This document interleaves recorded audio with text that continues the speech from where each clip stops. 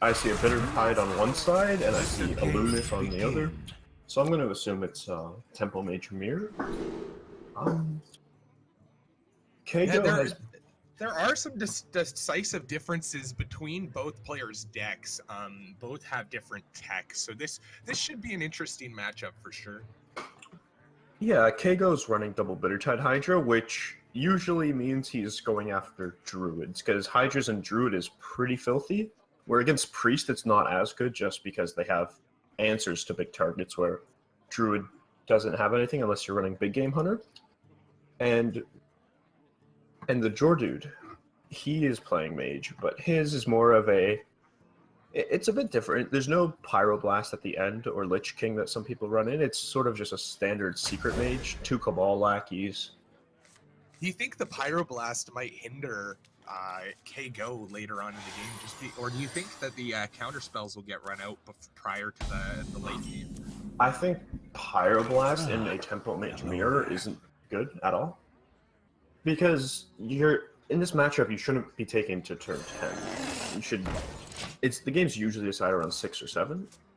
I don't think that the Pyroblast will get counterspelled. I don't think it'll last that long, because the Mage archetype depends on spells, so the spells will get countered before the Pyro comes down. Well, the first game of the Van Hearth 2017 Invitational, Group A, has begun. Jordude has started with a Mana Worm, followed by Kago answering with the Arcanologist. So he has a few plays. He could play Galaka, because it's never gonna eat a pirate in this matchup. Galaka's a good early play, but I think that the Frostbolt is a stronger play here. He's keeping the Mana Worm on board. He's keeping presence. He's eliminating the threat, and essentially he could just go for the Galaka or the counterspell next turn. I think Frostbolt hitting was the right play. This makes your opponent Kago have to have an option, and he decides just to Explosive Runes. The pressure being applied here early on. So we have a draw here for Jordude getting the Arcane Intellect, giving him cycling options.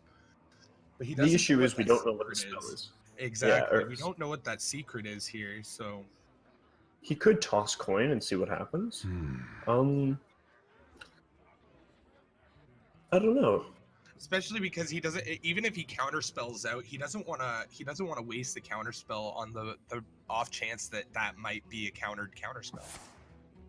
Yeah, so he's throwing the coin out to see what happens, and nothing. He'll probably draw now. I think that was a really safe play on Jordude's part. Just throws the counterspell. Opening it up for him. He now knows that it's either. He now knows that it's not Ice Block. Or sorry, not Ice Block, sorry. Alchemic Runes. Explosive Runes. Yeah, Explosive Runes. Well, this is an interesting matchup. He's going to Frostbolt the Mana Worm. I think you have to in this scenario.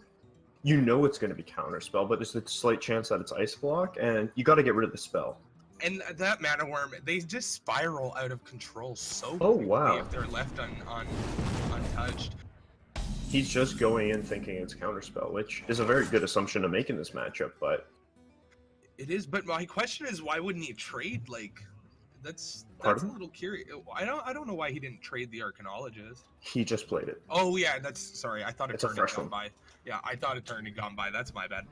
So he has a few options now. He could play Cabal Crystal Runner, or he could just draw, or play Galaka.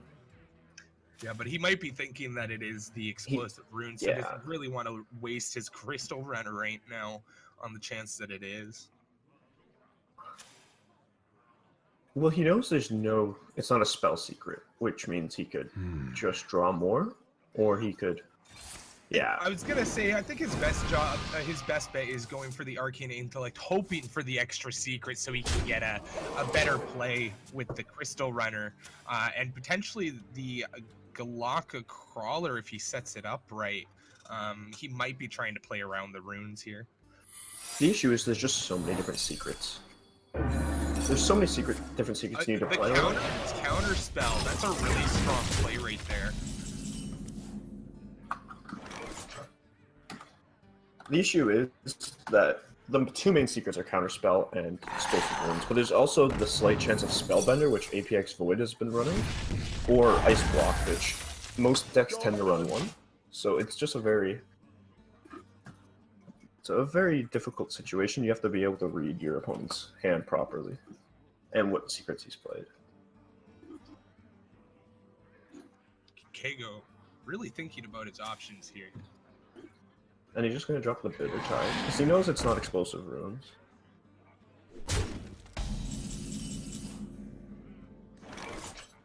Jordude in a really difficult position here now that that Bitter Tide's on the field. He could Fireball and ping it, and then kill it off next turn. He could play Glyph and Ice Block.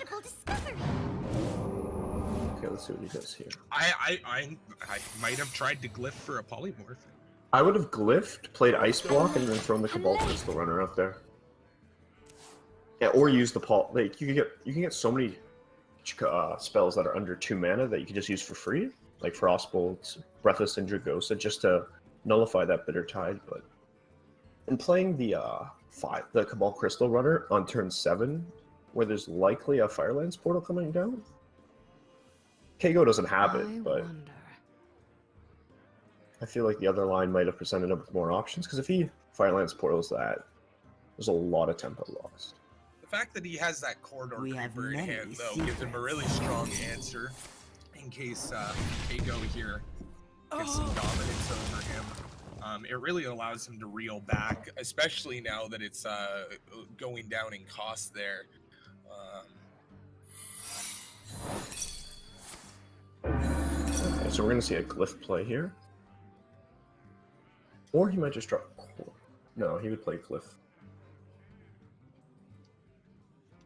I think there was a really good removal there for Jordude, getting rid of the explosive runes. It allows him to get a little bit more strength on board in the coming turns. And now he's setting himself up really well for fire. But with that Corridor Creeper on the field, he's now put on he has a lot of pressure to deal with here. Yeah, there's 2 major threats coming down from Kago. I feel like you could Fireball the Bitter Tide, and then just ping off the 2-1. I was gonna say, I think I might have just gone the Firelands Portal into the Bitter Tide, and then Fireball into the Corridor Creeper next turn, just allowing himself some safety. He's gonna Primordial Glyph here, though. That's a really Volcanic Potion. That's a really strong play here. It's gonna allow him to get some board clear and save himself from what was very high pressure. He could still play Glyph and find another option as well.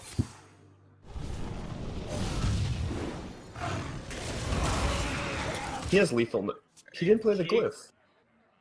I guess he's saving it to test for Counterspell next turn. Yeah, he's saving it for the Counterspell, which is a very smart move on his part. He doesn't know what's left in his opponent's hand. Kago still has quite a few resources available to him. It's not like he's locked here. So yeah, we're gonna see the secret there. Oh, we're gonna see the double secret.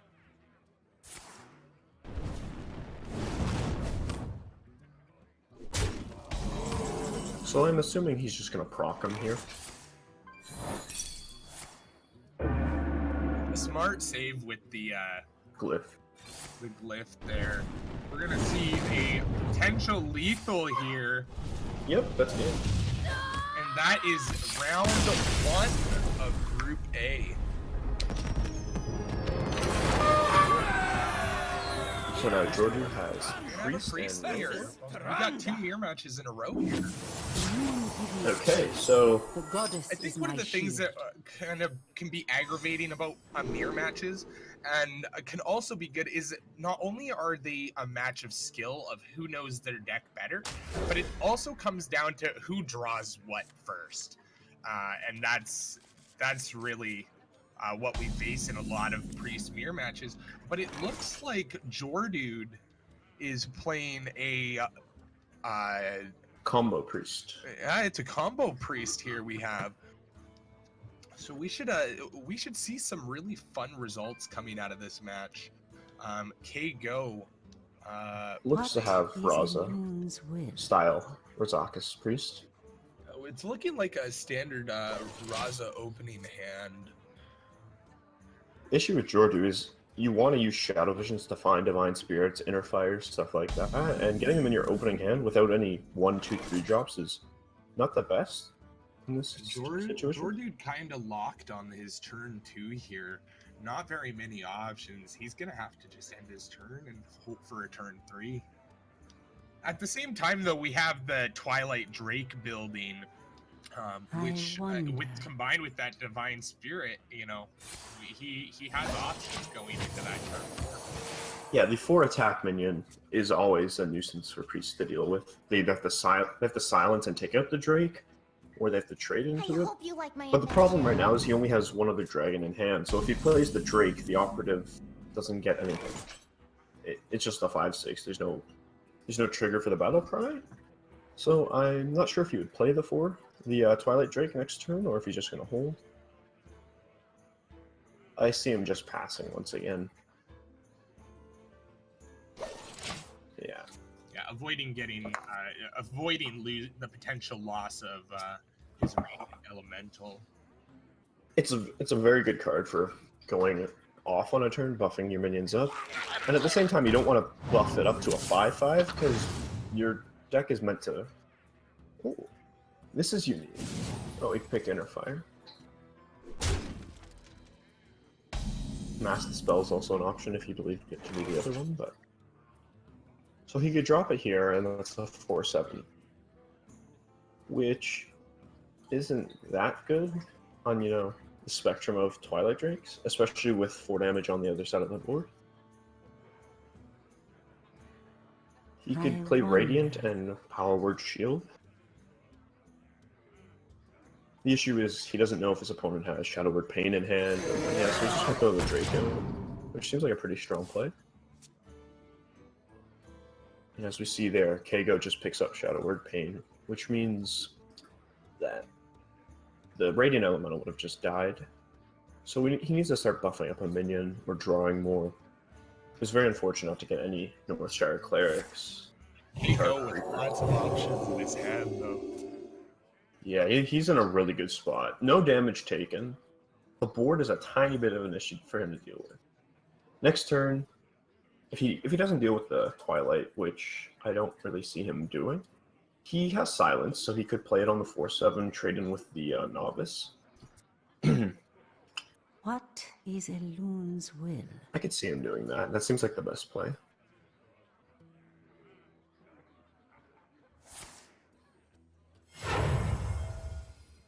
Blessed be Funnel King. Priest of Feast getting that extra minion on the board. More threats, just applying the pressure onto Jordude here. Jordude not left with very many options for this turn. You're gonna just have to throw down that Draconid Operative and try to get some tempo on the board. Instead, he's going with the Radiant Elemental, going for the draw. Oh, and he picks up his other Radiant Elemental. And another Radiant. Holy, we have a potential spiral that could happen here, especially now that K-Go has wasted his Silence. We won't be seeing. The only other potential is Mass Dispel, and he could just trade into it though. He didn't buff it up anymore. I'm curious as to why he didn't buff it up. The issue is if you go all in on a Radiant Elemental there, you're only making it a 10/10. And if he has Death, you're just done. There's nothing that you have to bounce back. I think he's waiting for a minion with 2 or less attack to come in, and he's going to use Potion of Madness and try to set up an OTK. Otherwise, I don't really see him having a chance to win this game. He could throw Draconoid out there next turn. But, that's a really good pickup. Really, he's now faced with that 6/6 Priest of the Feast, but that Twilight Acolyte's really gonna change the presence here on the board. It gives him the ability to kind of change the tides here. Does he play Potion of Madness on the Thalmos? For the draw, yeah. He has 2 of them in deck, because we saw him. That's a great Oh, pick. wow. Oh, a shadow.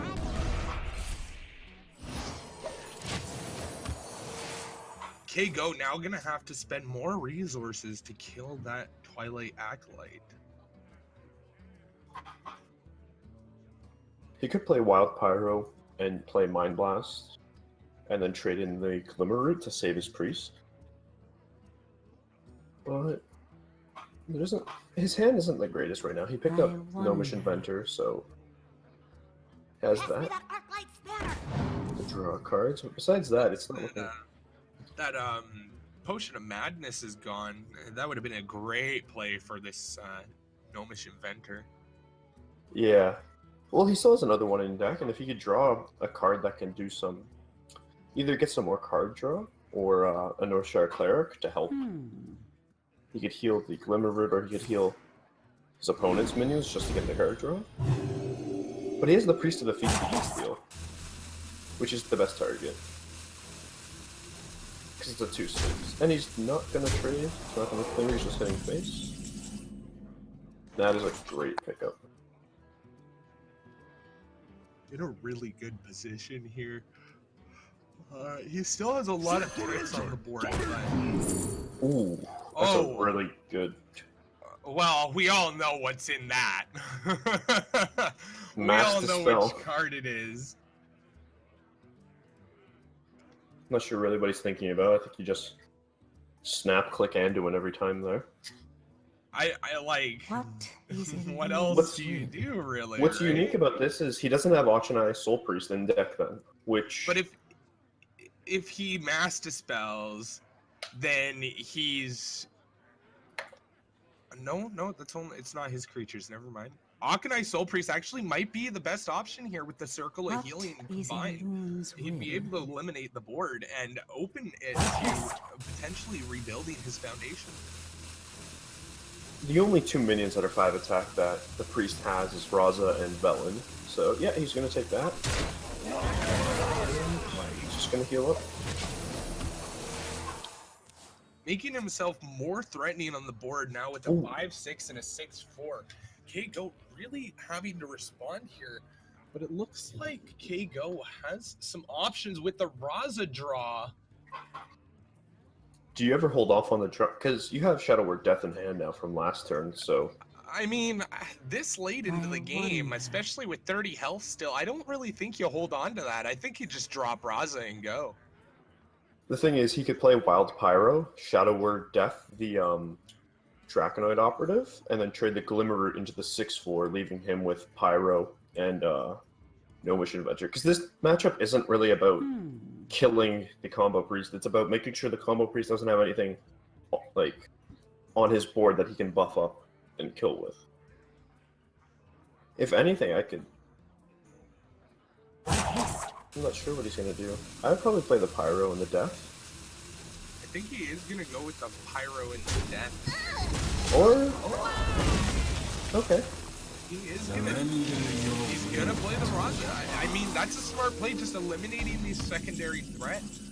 You now only have 1 threat on board, essentially forcing him that, you know, he either needs to start picking up the game and take out K-Go, or Jordude's starting to face some problems. That's a Oh, a shadow. Twilight Right Acolytes. there. I don't like that he's trading in with them though. Because if you keep that 2/5 up, you could use Potion of Madness to take it away.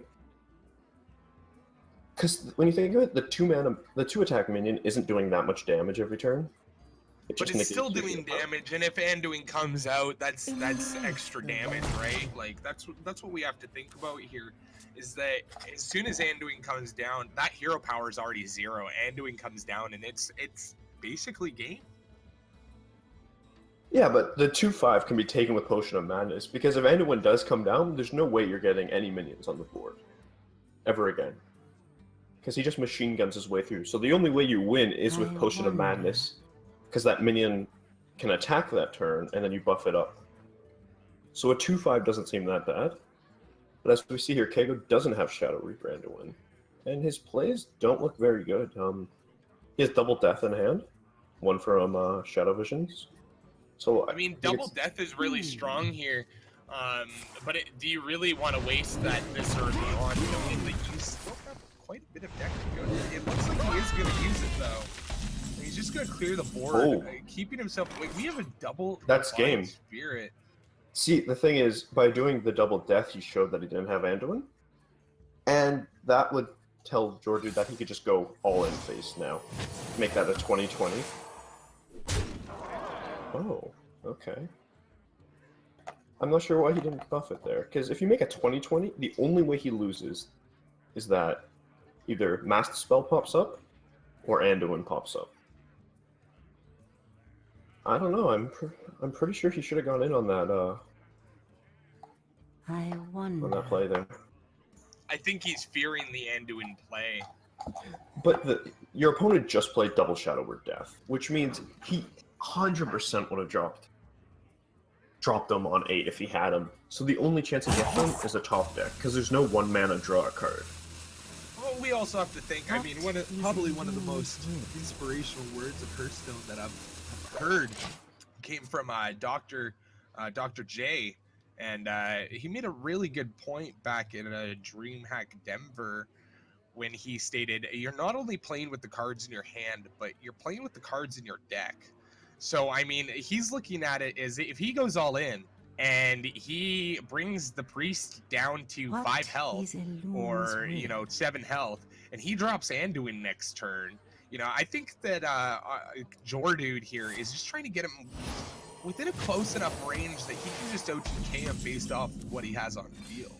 Once upon a time. The only issue I have with that is you're giving every turn you don't go in and force him to have Anduin is another turn he has a chance to draw it, which means you could Especially lose. because, as you said, it would have been GG right here. Exactly. We would have had game because this turn he would have landslided. The problem is, say he Anduin's here, or say he has another play or something. Anduin kills next turn. Once he plays him, the turn after he can kill him. And you could assume that knowing your opponent runs Mind Blast, runs 0 mana spells, and such. We haven't seen Mind Blast, we haven't seen Holy Smite, we haven't seen Velen. So there's a good chance that if Anduin does get played, you can use it to kill your opponent next turn.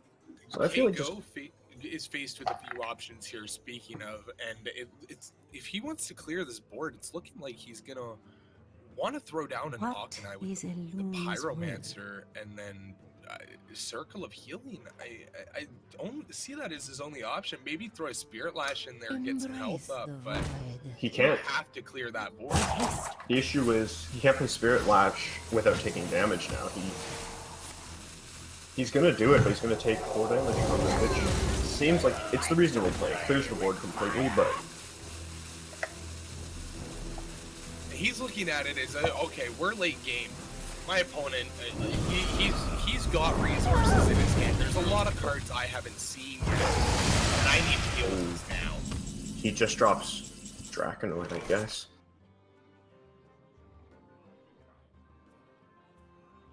K-Go really exhausting his resources to clear that board, but I don't feel like he had many other options. Another Oh, that's a good pickup. few options, and going with the auctioneer there, I think that was a smart play on his part, just getting that card cycling, especially with speed. And that's game. 12, 24 plus 3 is 27. So the Jordude goes up Round 2. 2-0. What a great performance here by Jordude, just staying dominant on the field. K-Go really put it in there. Falling behind 2-0. And it's a rogue mirror, so they're just he's just queuing up the mirror every game. None can escape my fury. On K-Go's screen, we see the caverns below, so we know he's playing Quest Rogue, and the Jordude is playing, looks to be just like regular Tempo Rogue. In this matchup, I believe the Tempo Rogue's just heavily favored because the quest rogue doesn't do much for the first few turns, you know? It just tries to complete his quest and then kills, but looking at this hand, it also doesn't look, you know, the greatest from the Jordude. No 1 mana, no 2 mana. His only 3 mana card's Sonya, which is useless by itself. Well, then again, for Kago, he doesn't have anything to bounce back. So Not starting out with Keliseth. Really heavy hand here for Jordan. We have Kago in a similar position. Both players just don't have cards they want to use. Next turn, the Jordude can coin out Elven Mistral to draw a few, but it looks just like Kago's just going to play Mimikod here. Draw 2 cards, hopefully get something he can use, something he can bounce. And I think Jordude getting more cards in his hand, like he's gonna need the resources. In a quest matchup, you really need to have those resources to kind of balance out the heavy hand and assault that Quest Rogue can really produce late game. So we see a Bluegill Warrior from Kago in his hand, which likely means this is the Quest Rogue that Fino hit top 50 Legend with on EU. So he's playing a fairly strong deck. We see a Nerubian from the Jordude, which means he's targeting priests with that card, and the fact that he had combo priest earlier, it looks like he's just trying to target Raza priest the entire tournament, which seems like a good strategy. Yet there's 3 different types of priest decks, so we don't really know how effective it's going to be, but he's up 2-0 right now, so it's not going too bad. And we see he's going to start bouncing back the deckhands, which is a... We got our first bounce back, starting the quest on its path to completion. What's great about that is with Sonya, you could just keep throwing the South Sea into a different card. Repeat into an enemy minion and getting another one back. It's very strong. Getting the hallucination it opens up options here and also gives him a really good early low cost card just to activate those Vile Spines later on. I think those Vile Spines are going to be his key to eliminating the big threats here late game. Yeah, there's not much you can do though, because all those 5/5s are almost... You have no hard removal, because you can't run Eviscerates, you can't run Saps if you're running Keliseth, which means he doesn't have much going for him right now. And he drops Sonya, which is... I think Sonya's point is just to deteriorate targets, or just add extra death to the creeper there. Trying to open up a creeper play along with the Vile Spine, I think, is what he's trying to do right now. Yep.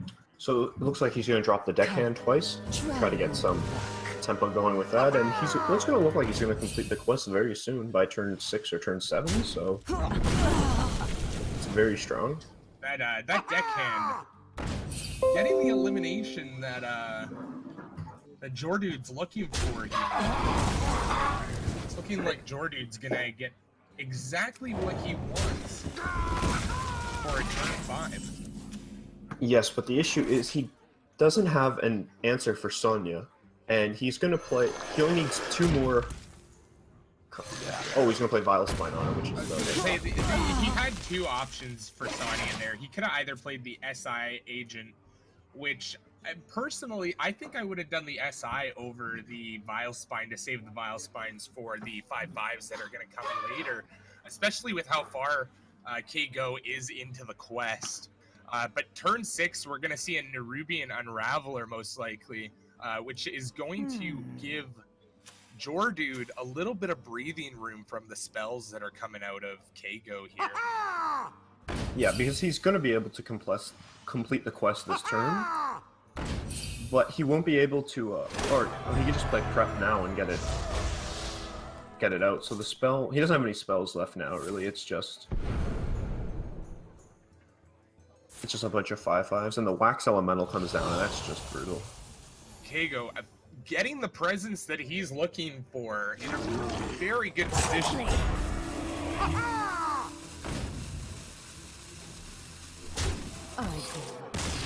And we just see the concede there from the Jordude. Kago, it's asserting Has a his better win rate dominance against the here. road. Just try to get some momentum going for a reverse sweep. Watch your back. I think here the quest, or the not the quest, but the mage itself is just a really good answer to Rogue here. Boy, we have Keliseth's Shadow Step in starting hand though. Jordude really in a good position here to start. Yeah. But on the opposing side, he has Arcanologist on 2, and he has Kieran Torn plus a secret of his choice, either Explosive Runes or most likely Counterspell. So both look like they're doing okay, but I really do like the Shadow Step.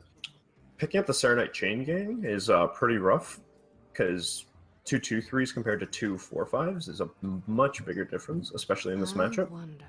I think Kago and Jordude are pretty evenly matched when it comes to their hands here, both with really good starting hands.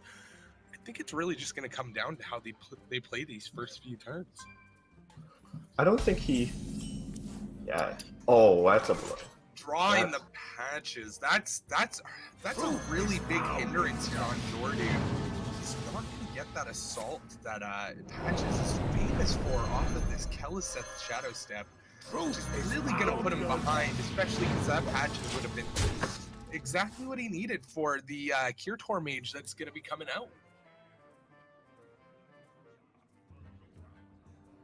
Yeah, I'd still be pretty happy. You had double Keliseth there, and your opponent didn't have Mana Worm on 1, like... I don't know, I'm pretty happy with the way the game's shaping up. And especially with that there, you can keep your board, you can drop Patches or Flame Elemental. He's going to be hero powering here, just saving the Patches for a moment. It really matters here. He's going to save it for a combo effect, most likely. Or to get a good trade in. Either way, it looks good from his part. So now we see Kieran Torn with Explosive Runes, because he unfortunately drew the same secret that he already has. We have many secrets.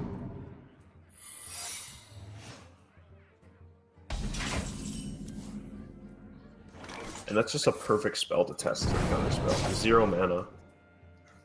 Backstabber, really strong play here. I think the Serenite Chain Gang is completely understandable here on Jordude's part, but at the same time, it's a risk. I would have played the Serenite there, because you still get a minion out of it. And he could have just hero powered, used his hero power here. Yeah. I'm not even like, I would have more presence. I would have traded in a few of the 1-2s there, though. He took a lot of damage. He took a 9 damage that turn. And he was the attacker. I think Kago in a really good position here. Jordude, not very many options. And nothing to throw into an Elven Minstrel in case he draws it. But he does have the Serenite Chain Gang to combat that Bittertide Hydra, allowing him to poke in that extra 5 damage, bringing the Kago just a little bit closer. He does have Glyph, which is probably his only answer here to clear the board, because he could play Frostbolt, but he doesn't... He could trade, but that just sets up... That doesn't set up lethal, but sets up very close to it. He'd be 2 off lethal if he trades into it. I think you have to Glyph and hope for some sort of answer.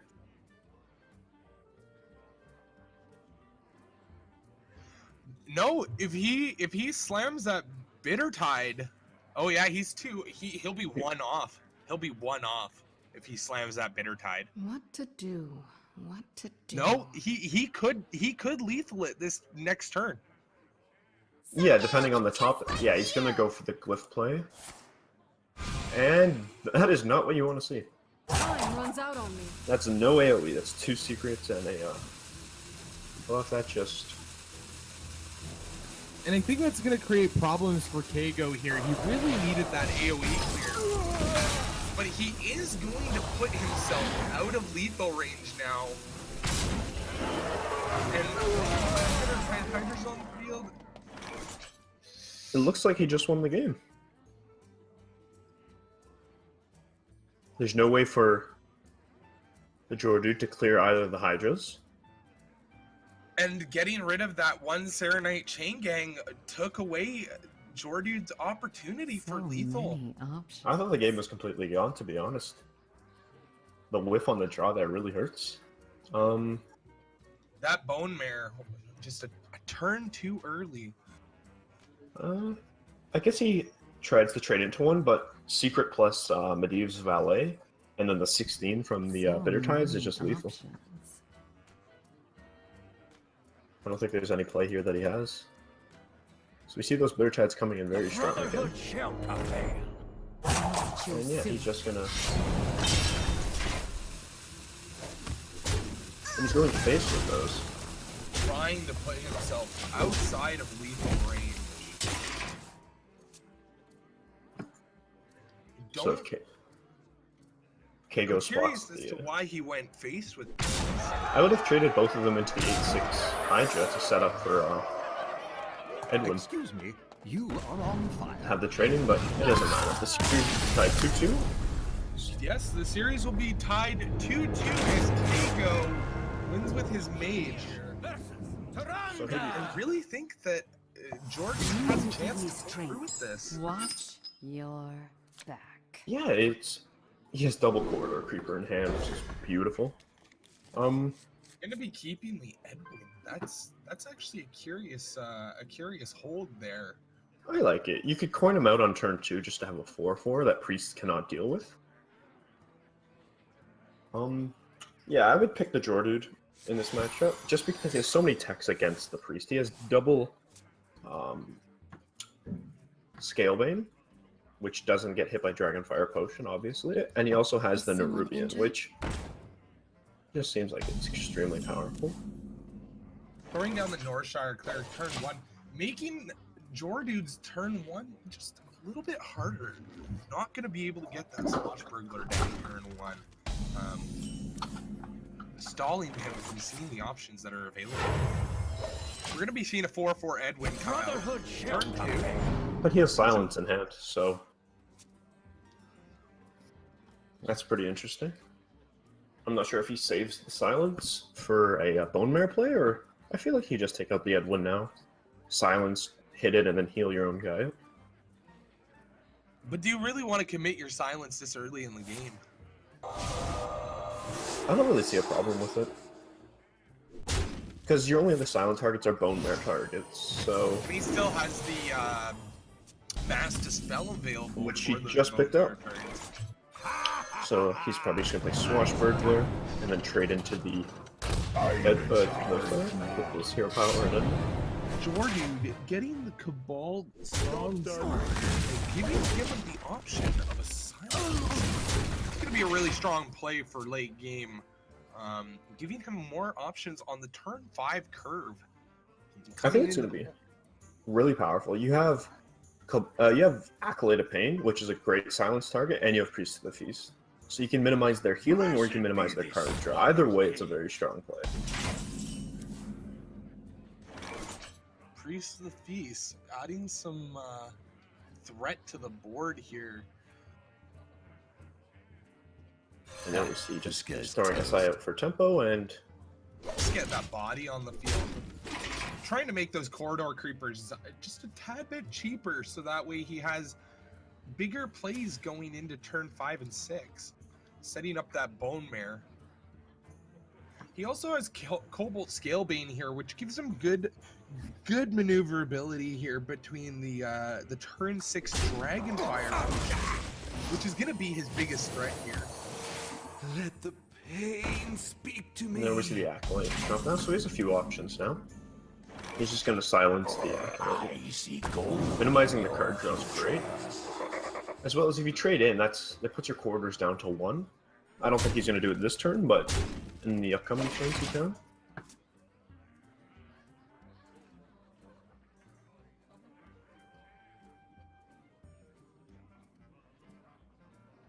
So it'll be interesting to see here. He might save the corridor creepers for Bone Mare, just so he can definitely guarantee a Bone Mare target with corridor being 0 or 1. But I'm not too sure what Kago would do here.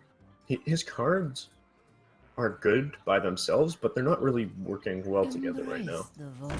He does have the option to throw down the Akanai and then Yeah.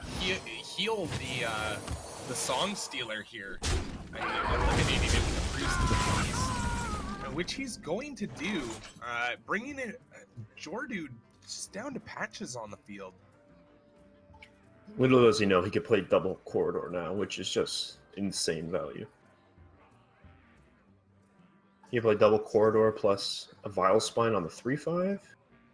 So many. I don't see him dropping both. I feel like he knows that there's a good chance of Psychic Scream coming in on turn 7. I You really would've- have to think about that too. Is that does he have Dragonfire or does he have Psychic Scream? You're going into turn 7 this late in the game. You've got your opponent has 6 resources in hand. You got to think, okay, well, one of those is a board clear, so I'm gonna have to play around that. The one issue I have with that play is I feel like he should have traded into the Acolyte. You don't really want to draw patches or Acolyte of Pain in this matchup, because it's not like they're going to have many minions that late in the game that you can trade into. He still has the South Sea Captain though, making patches is still useful. It's useful, Doesn't but looks like he's gonna Psychic Scream just yet. he's just going to Bone Marrow, I think, hit face a lot there. Making his threat more dominant here on the on the board. We're facing a Psychic Scream coming up the next turn. He has to get rid of that threat. Exactly. Unless Anduin pops out, I'm almost 100%. Oh, Death? Death? Death is Death would also be- an answer. Death would be a smart play here rather than the Psychic Scream because you have to think Jordude still has a lot of options. And Keigo's thinking, all right, well, I mean, he just Bone Mared once. He still has Bone Mare. He still has Vile Spines. He What still has is Scale Banes. Illumin's Like, he will? still has options. So, do I really want to commit the Psychic Scream here? Or do I just want to eliminate a big threat and delay this a little bit longer for me to cycle? The thing is, he can play Death on the 9/9, and then Holy Smite and trade into the Bone Mare, leaving your opponent only with a 3/1 up. And you could also play Novice or Loot Hoarder. Oh, he's gonna do full clear. Makes sense. So Really strong clear here by Keigo. Definitely using a bit of a resource, but throwing down the Loot Hoarder just to kind of reload if he can. he has Novice for reload, but other than that, his Velen's not that good without any spells. But Firefly plus Scalebane seems pretty strong. And we see the Raza come in for Keigo. He's probably putting up a bit of sigh of relief and finally seeing that card. Raz is going to give him the option to slowly creep back out of this. But now he's starting to face the bigger threats that Jordude has available as he comes into the turn 9 here.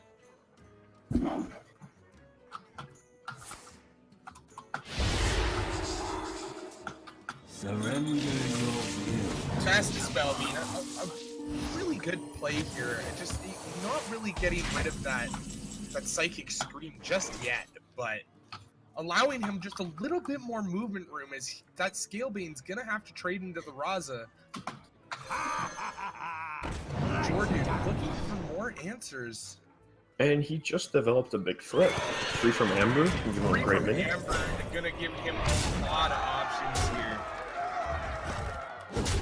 Keigo forced in a position where you have to make a play here, or you're gonna get knocked out. So, it's pretty obvious that he screams, I think. Scream plus Novice and heal. But, does he trade the Raza in to the 9/9? Do you want to give your opponent a 5/5 body that they can play, or do you want them to try to whiff and draw a Firefly? What is Elun's will?